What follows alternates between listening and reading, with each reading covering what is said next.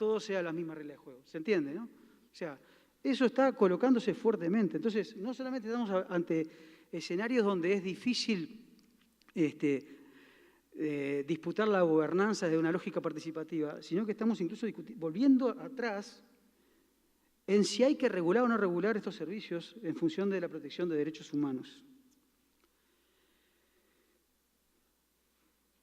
3 aspectos que para mí son debilidades. Una tiene que ver con la ausencia muy marcada de los medios tradicionales en el informe y en el plan de acción y recomendaciones. Yo entiendo que un informe de este tipo, que no se coloque mirando hacia el futuro, que en muchos países y en muchas regiones o países hoy es el futuro, sería miope, sería muy limitado. Pero en América Latina y en grandes partes del mundo, los medios tradicionales siguen siendo un factor de poder fundamental y como dicen ustedes, una plataforma de conexión fundamental para informarse, para entretenerse, para generar opinión pública, para participar de procesos electorales. De hecho, mucha de la información que se lee en Internet es producida por estos medios tradicionales. Me extraña mucho no tener orientaciones claras al respecto de este tema, salvo alguna mención a medios comunitarios. Segundo, de las experiencias que se han nombrado acá, en América Latina, 2, Marco Civil de Internet y Ley de Medios en Argentina, que han sido como, de alguna manera, dos experiencias relevantes, yo comparto de que las organizaciones sociales que impulsaron este tema colocaron los derechos a la comunicación como un tema de discurso muy fuerte para impulsar estos cambios. Sin embargo, quiero hacerles notar que en ningún momento en el Marco Civil de Internet y en la Ley Audiovisual Argentina se nombra el derecho a la comunicación, sino que se nombra la libertad de expresión. O sea, creo que hay siempre una confusión entre lo que es levantar una bandera política, casi hasta del movimiento social, de disputar la hegemonía de determinados conceptos y colocar el derecho a la comunicación como una bandera importante, a considerar que el objetivo que tenemos es que todas las constituciones del mundo y de las leyes de nuestros países lo nombren al derecho a la comunicación, porque si no, no lograríamos los cambios. Y los principales cambios que ha venido en América Latina, como el Marco Civil de Internet y la Ley de Medios en Argentina, se basan en los conceptos de libertad de expresión, no en los conceptos de derecho a la comunicación. Porque además de que tenemos el problema desde McBride para acá, de que no sabemos definir qué es derecho a la comunicación, y de hecho, cuando se hace, simplemente se dice, el derecho a la comunicación es los derechos de libertad de expresión, el derecho a privacidad, o sea, en realidad es un conjunto de otros derechos que ya están reconocidos en otras legislaciones. Y para mí, en realidad, no hay que disputar un concepto jurídico nuevo, sino que hay que hacer aplicar lo que ya dicen las normas nuestras sobre derecho a privacidad y derecho a la libertad de expresión, pero con otros contenidos.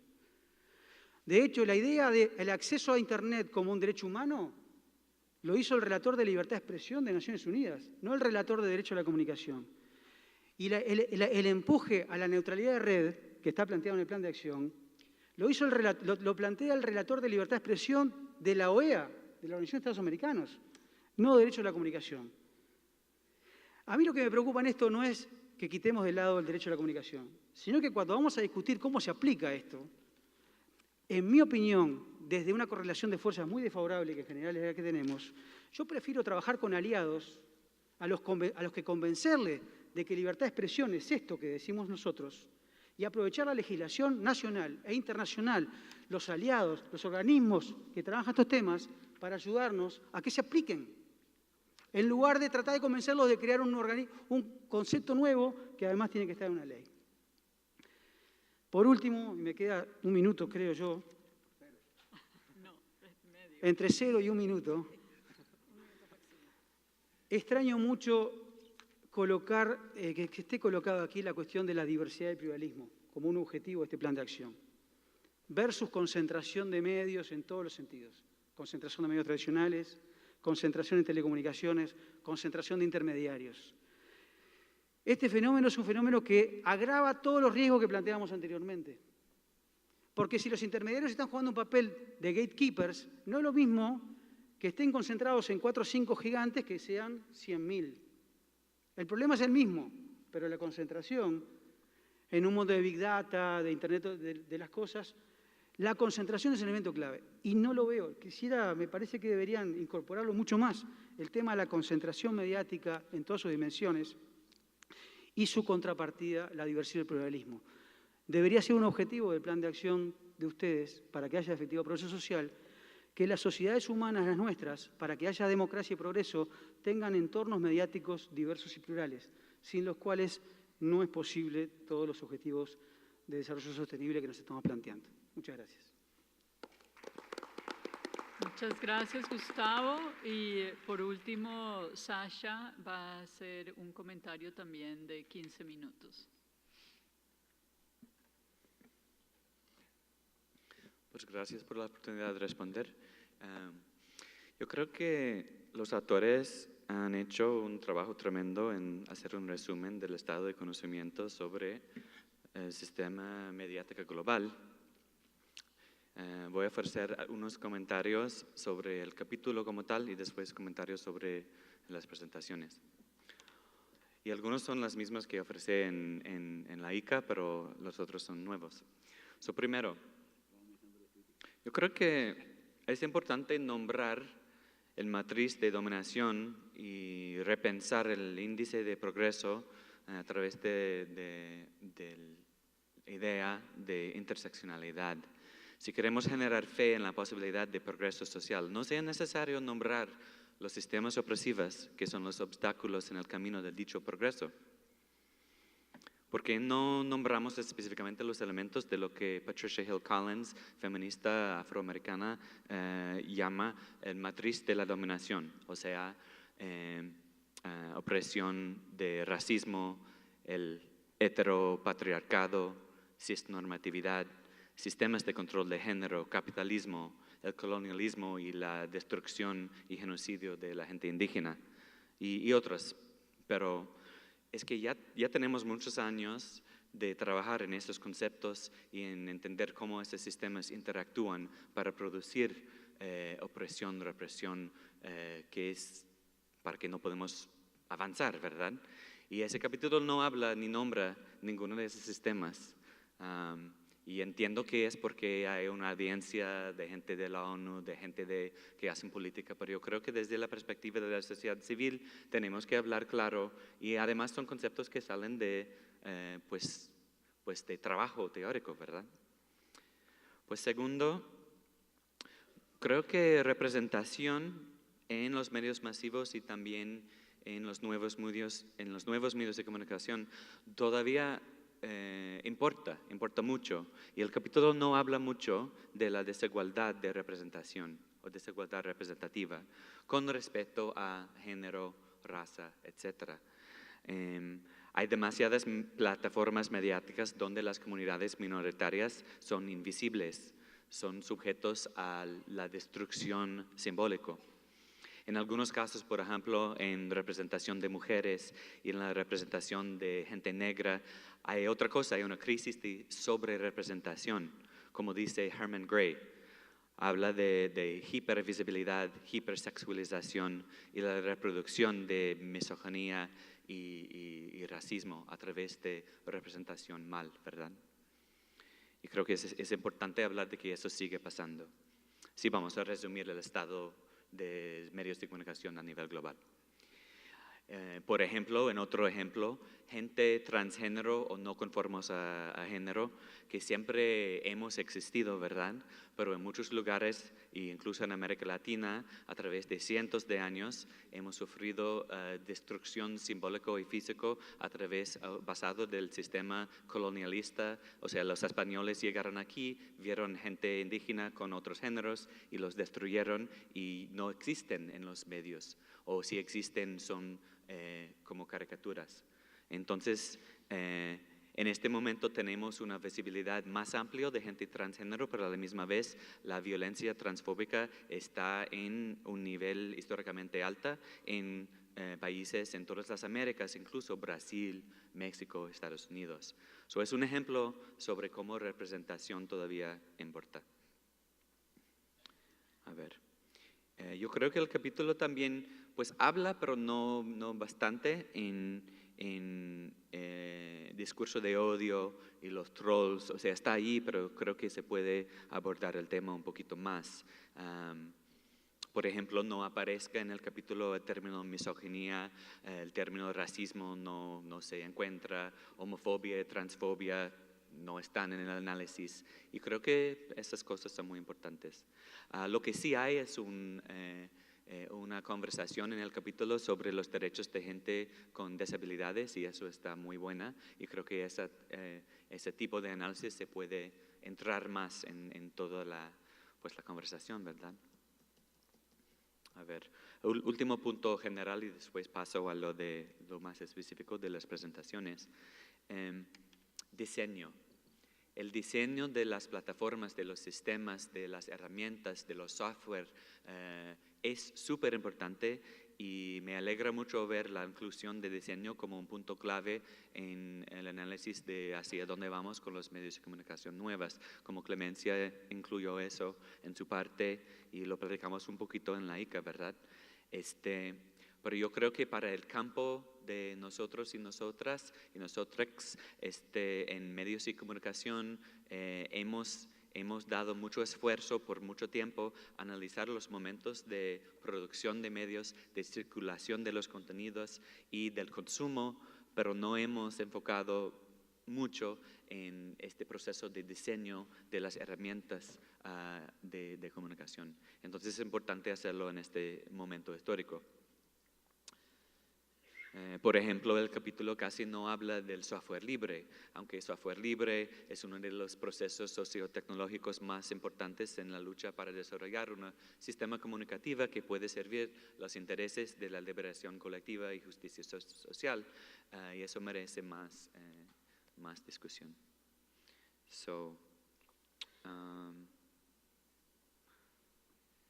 Pues ahora voy a pasar a las respuestas más específicas a los panelistas, empezando con Omar.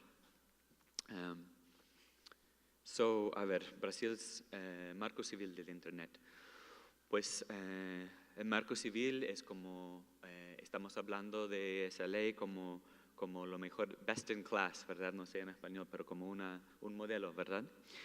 Entonces quiero ofrecer una crítica productiva de un parte del discurso que es el discurso del acceso universal, que yo creo que tal vez, o sea, es importante, pero también se puede decir que tenemos que ser más específicamente y pues enfocado en acceso para las comunidades que históricamente han sido las más marginadas, ¿verdad? Entonces, cuando hablamos de acceso universal, se suena muy lindo, pero entonces lo que pasa es que no estamos hablando específicamente de comunidades afro-brasileras o de comunidades indígenas o de la comunidad trans en Brasil que están matando cada día en las calles. Entonces, yo creo que sí es eso, tenemos que empujar más para que leyes como marco civil específicamente nombren y promuevan acceso para comunidades afro-brasileras, etcétera, para las más marginadas. Y mientras que los estados, naciones y los gobiernos, municipios están ahora adoptando mucho el discurso de civic technology, de tecnología cívica, pues tenemos que empujar más allá que ideas de acceso, pero más para control comunitaria, accountabilidad, participación en los procesos de diseño, cuando hablamos de las nuevas apps que se van a desarrollar, los técnicos cívicos auspiciados por el Estado y las empresas multinacionales. Pasando a Germán y el periodismo, pues yo creo que ya tocamos ese tema que del filter bubble y los echo chambers, no sé cuáles son las traducciones, pero como yo creo que tenemos que abrir una crítica mucho más fuerte del discurso democrático liberal que posiciona ¿cómo es filter bubble? Burbuja, las burbujas de atención, pues que esto es la cosa más mal para los públicos en red. Es como si toda esa conversación está basada en leer Habermas, pero sin leer ninguna de las críticas de Habermas, como de Fraser, de Squires, de muchos otros autores que ya llevamos como 30 años de crítica y críticas feministas y antirracistas que dicen que los contrapúblicos subalternas son espacios cruciales para la formación, articulación y avance de movimientos sociales, ¿verdad? Entonces tenemos que complicar un poquito este discurso de que es súper mal que estamos hablando en diferentes partes de las redes. A ver, Marwan. Me gusta mucho la charla sobre los usos de los medios en movimientos en resistencia y los casos son súper importantes. Mi comentario aquí es que cuando hablamos de la historia de la relación de movimientos sociales a la ecología mediática, muchas veces hablamos de cómo los movimientos se apropian de los medios de comunicación, ¿verdad? Pero no hablamos, o tenemos que hablar más de que hay una relación que no es solamente movimientos tomando de medios de comunicación, pero hay un ciclo que es más como en espiral, que es como, mira, los movimientos sociales han influenciado profundamente el desarrollo de nuevas tecnologías de medios de comunicación, como por ejemplo los hackers anarquistas que fueron parte de la red Indymedia, que como dijo Marwan, era directamente inspirada por y enlazada con el zapatismo. Muchos de ellos y ellas se fueron a jugar, a asumir papeles claves en el desarrollo de plataformas como Twitter, como Flickr, como mensaje encifradas como Signal y como WhatsApp. Ya puedes comunicar encifrada a través de muchas de esas plataformas, pero esas herramientas fueron desarrolladas por gente de movimiento social y luego el sistema global, cultural, mediática se apropia de las innovaciones que se salen de los movimientos sociales y venden a la gente, pero no podemos perder esa historia. Creo que me quedan 3 o 4 minutos. A ver, entonces eso es decir que movimientos muchas veces somos innovadoras de herramientas y plataformas de medios de comunicación y como llegamos al 20 aniversario de Indymedia, que va a llegar en 2019, tenemos que contar más esas historias de diseño que está basada en procesos colectivos, en movimientos sociales, que no sean borradas por el imaginario neoliberal del genio, individuo, desarrollador, hombre blanco, cis de Estados Unidos que está creando el futuro a través de su startup. Gracias. Claudia, importancia para América Latina, pues ya dijiste todo. A ver, creo que aquí nomás quiero pues que es lo mismo que antes, ¿verdad? Que tenemos que constantemente pensar más en cuáles comunidades van a beneficiar y cuáles comunidades van a recibir daño a través de políticas latinoamericanas en diferentes niveles, como a nivel municipal, del Estado o transnacional. Y, por ejemplo, claro, en la preconferencia aquí de la Minga del conocimiento, la Minga indígena, escuchamos de unas compañeras de que el Estado colombiano en este momento está tratando de usar el proceso de paz para realocar estaciones, radios comunitarias, o sea, sacarles de comunidades indígenas y ponerles en una nueva pues, label que es multicultural, los cuales pueden ser licencias para FARC, para el ejército, para las universidades, para las iglesias y para diferentes actores.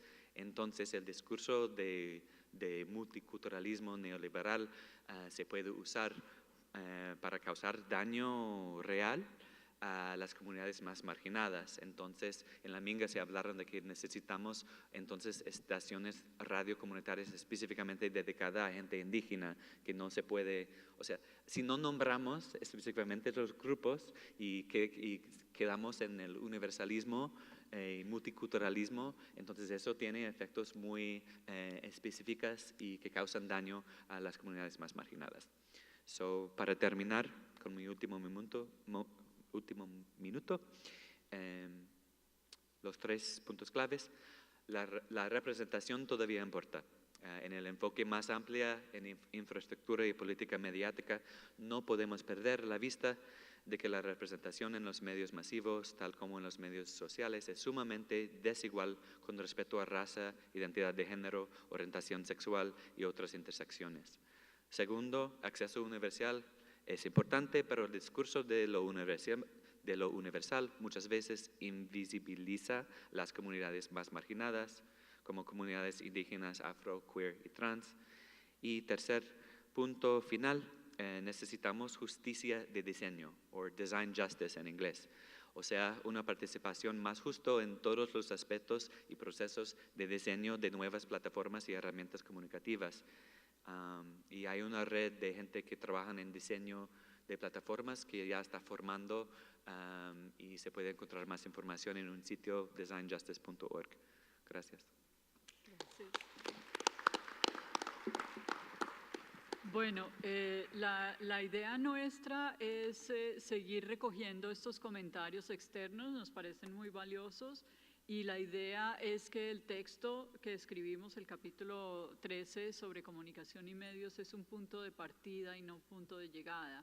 Entonces la idea es que vamos a circular tanto y a empezar a dar discusiones y publicar tanto el capítulo como las respuestas, como la de Sasha, la de Gustavo y otras que hemos venido obteniendo a través del camino y que vamos a seguir cultivando hacia el futuro. Ahora tenemos algo de tiempo para preguntas, comentarios.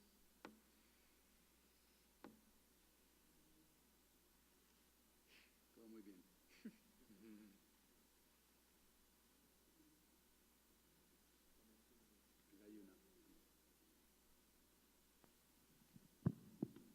Buenas tardes. Cuando hablamos de voces marginadas, pues se tiende pues, a hablar de estos grupos que históricamente han sido marginados, ¿no? Grupos afro, grupos LGBT y bueno, todos los grupos que tienen una u otra lucha, pero poco se habla de grupos que no tienen una lucha por distintas razones. En el caso Colombia hay algunos intentos interesantes en luchas relacionadas con los derechos de la comunicación y el acceso a los medios de comunicación por parte de los niños, niñas y adolescentes. La pregunta es cómo abordar o desde qué lugares se está abordando estos derechos a la comunicación con los niños, niñas y adolescentes en Latinoamérica en específico. Sí, es un punto que débil en el capítulo y que ya es la segunda vez que nos lo comentan. Fue en ICA, creo que hubo una investigadora que se especializa en medios y niños y también nos hizo el mismo comentario y vamos a pedirle a ella que escriba algo sobre esa parte del tema que es todo el tema de los niños y las niñas y los medios. Pero sí, un punto clave. ¿Alguien más?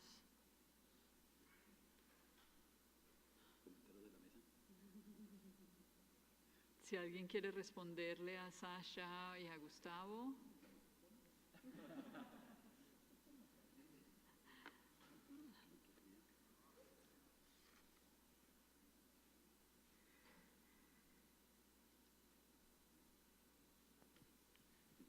No. ¿Quién? Listo. Buenas tardes a todos. Bueno, mi nombre es Alexander Díaz, yo soy docente de Uniminuto en el municipio de Soacha. En el Foro de Comunicología del Sur, el año pasado que se realizó en Ecuador, estuvimos hablando sobre un tema que era algo así como, digamos, como la autonomía en el tema de las redes, es decir, sobre todo en la gestión de las redes. Cada vez que uno envía, por ejemplo, un correo, antes de que le llegue a la persona a la que uno se lo dirige, pasa por las bases de datos, obviamente, de Estados Unidos, que es donde está básicamente todo el tema informacional en redes del mundo. Y se hablaba de la necesidad de generar como una autonomía en ese sentido, digamos como de tener nuestras propias bases de datos, y creo que se ha avanzado poco en ese sentido en Latinoamérica, relacionándolo un poco con lo que decía Sasha acerca de las propuestas e innovaciones que generan los movimientos sociales, por ejemplo el caso de Indymedia, ¿no? Creo que hace falta un poco trabajar también acerca de ese tema, cómo generar propuestas autónomas del manejo de la información que no necesariamente pasen también por esos grandes monopolios que hoy en día tienen los, digamos, Google, Facebook, todo este tema. ¿Qué pasa, digamos, en ese sentido en Latinoamérica o en el Cono Sur o en otras partes del planeta que no se ha avanzado en ese sentido? ¿Y qué perspectivas, qué posibilidades podrían haber en ese sentido?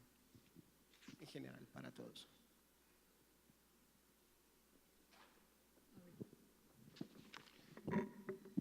Bueno, yo le voy a pedir a Omar, que yo sé que Omar conoce mucho de lo que está pasando en América Latina, pero yo también tengo una pregunta para los movimientos sociales en América Latina, y es hasta qué punto se está cuestionando la utilización de esos medios de redes sociales, o se está simplemente adoptando sin un cuestionamiento. Y ahí pues yo vivo en Estados Unidos y no le tengo el pulso a lo que está pasando en América Latina. Creo que en el norte global hay desde, no sé, desde Occupy, que ya es 7 años, 8 años, ha habido una conciencia creciente de que esas plataformas no se pueden adoptar así como así inocentemente, que no son plataformas inocentes. Entonces, no sé si Omar, ¿qué pueda decir de cómo está pasando, o Claudia, en América Latina? No, yo sí quería hacer el comentario sobre lo que escuché, los comentarios tanto de Gustavo como de Sacha, y es que creo que una de las partes complicadas para hablar globalmente hoy es que los lugares de problematización de cada geografía cambian mucho. O sea, Gustavo, pues, él ha sido activista de libertad de expresión y asume todos esos principios en una lucha que se ha hecho en América Latina bastante interesante, y desde ahí hace unos cuestionamientos. Sacha, desde un pensamiento de política muy progresista de la academia y del Estado norteamericano, nos llama la atención de primero juguemos a la representación, busquemos las minorías, hagamos eso con toda la razón. Pero creo que en América Latina todavía vamos más atrás de eso. Es como pelear contra Televisa, pelear contra Globo, pelear contra los gobiernos. O sea, creo que vamos en un momento anterior que yo creo que habría que hacer como una lucha más posicional en cada momento. Y creo que, por ejemplo, en América Latina sí un papel clave es que los ciudadanos todos fuéramos más conscientes de que las tecnologías son ideológicas, y que las narrativas son ideológicas, y que las estéticas son ideológicas, y que tenemos que pelear mucho más que por crear nuestra propia tecnología, por intervenir, por hackear esos sistemas de cada ciudadano. Me parece que es una lucha que tendríamos que hacer, pero es difícil plantearlo. Imagino que desde el mundo árabe o africano pues van a decir lo mismo. Y aquí nosotros, por ahora, la lucha nuestra sería este pedacito. Entonces yo creo que alguna cosa habría que pensar en una posicionalidad política.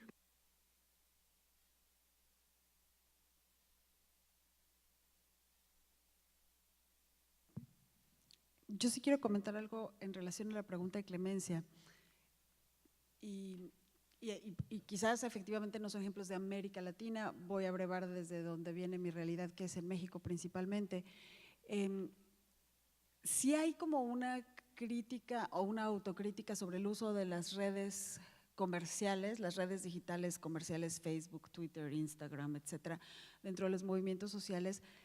Desde el movimiento Yo Soy 132 ha habido y más de 131, ha habido una reflexión sobre ello, pero también hay como una necesidad de tomar los medios, tomar las plataformas digitales, y estoy pensando, en este momento en México está una candidata lanzada por el Congreso Nacional Indígena como representante del Congreso Nacional Indígena para el proceso electoral por la presidencia de México del 2018, y una de las estrategias es precisamente llenar las redes de la presencia de esta candidata indígena.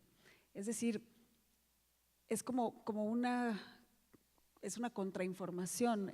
Esas mismas plataformas, que también luego están los bots y los trolls y todos los que de alguna manera bloquean ciertos hashtags o cosas por el estilo, pero también es posicionarlo desde ese espacio. Ya no es efectivamente solo tener que tomar Televisa o la radio y poner ese discurso. Pero en simultáneo está un proceso muy importante de soberanía tecnológica desde los pueblos originarios, con estrategias y con iniciativas como la red de telefonía celular comunitaria en México, en Oaxaca, la primera que existe a nivel mundial que tiene una concesión social de uso del espectro para poblaciones indígenas. Entonces, esto es el diseño de la interfaz y del software para el funcionamiento de la propia red de telefonía celular, es hecha por las comunidades indígenas de acuerdo con sus necesidades en conjunción con hackers indígenas, que también están trabajando con hackers mundiales, la construcción de redes de conectividad de última milla o intranets comunitarias, con la producción y la difusión de contenidos propios, pertinentes culturalmente, lingüísticamente, sexogenéricamente para las comunidades.